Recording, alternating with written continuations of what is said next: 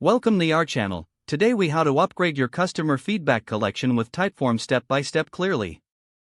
First, start by visiting the Typeform website. Create an account if you don't already have one. Once logged in, click on the Create a Typeform button. Select a template that suits your feedback collection needs. You can also choose to start from scratch if you prefer. Customize the title of your Typeform to reflect its purpose. Next, add a question block by clicking on the plus icon. Choose the type of question you want to include, such as multiple choice, rating, or open-ended. For each question, write clear and concise text to ensure respondents understand what you're asking. You can also configure settings for each question, like making it required or adding a description. Continue adding questions until you've covered all the feedback areas you want to explore. Once your questions are in place, personalize the design of your Typeform. Adjust colors, fonts, and images to align with your brand's identity. Next, preview the form to see how it will appear to respondents.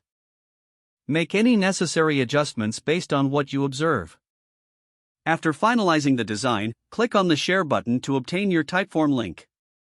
Consider setting up notifications to receive responses in real time. You can also integrate Typeform with tools like Google Sheets or Slack for easier data management. Once everything is set up, share the link with your customers through email, social media, or your website. Monitor the incoming responses regularly to gain insights from your customers. Finally, analyze the data collected to identify trends and areas for improvement. If the page does not load, refresh the browser or try again in a private or incognito window. Make sure you are using the correct email address, then retype it carefully to avoid small typos.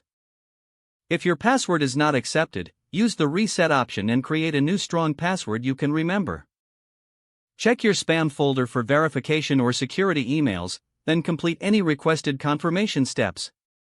Enable two-factor authentication if available to improve account security and reduce unauthorized access risk. After signing in, review your profile details so your contact information and settings are accurate and current.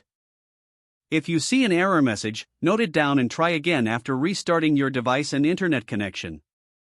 Don't forget to like this video and subscribe to our channel for more step-by-step tech guides.